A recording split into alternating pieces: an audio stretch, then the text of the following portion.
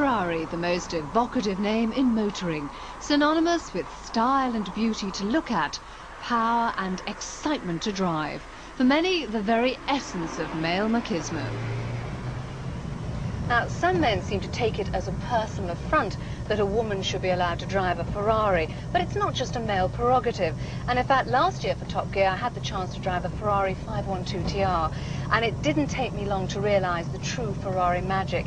It was a fabulous car to drive, but having said that, a jolly tiring one. After a day's driving, the heavy clutch made my left leg really ache, and my left hand was sore from gear changing.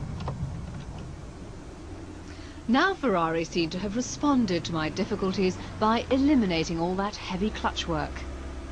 But this Ferrari Mondial T isn't automatic, even though it doesn't have a clutch pedal.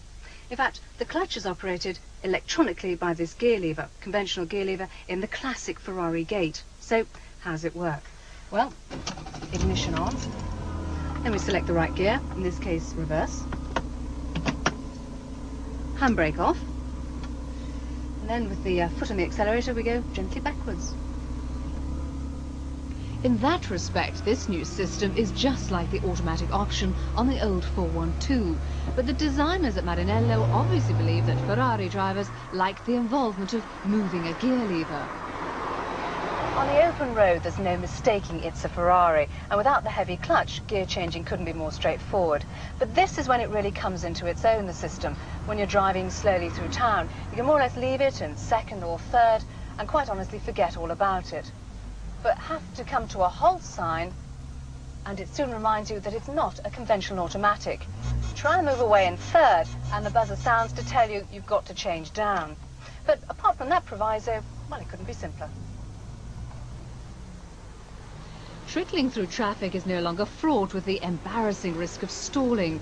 But it takes a little time to teach your left leg to stay dormant while your left arm is still changing gear. If the automatic clutch is intended to make the vehicle more practical to use, what about the rest of the car? Well, the instruments are very well laid out and you can actually see them, and the controls are simple and easy to use. Something that isn't so simple and easy to use is the sun visor. You either need very thin fingers or very long nails to get this down, particularly in a hurry.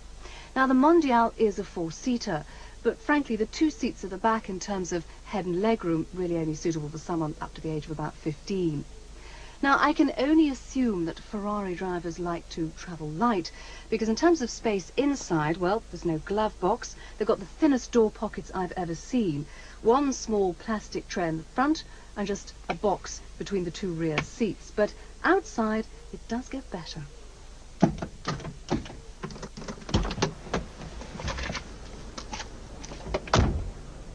Rather like the sun visor, it's a bit of a fingernail-breaking exercise opening the bonnet. Inside, well, there is luggage space, unlike the Honda NSX or the Lotus Esprit. About the same sort of space as the Porsche 911. And at the rear, well, there is a boot, unlike the 911. About the same sort of size as the Honda or the Lotus.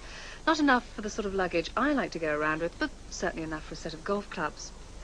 But of course, the heart of any Ferrari is its engine. In this case, a 3.5-litre V8 producing 300 horsepower.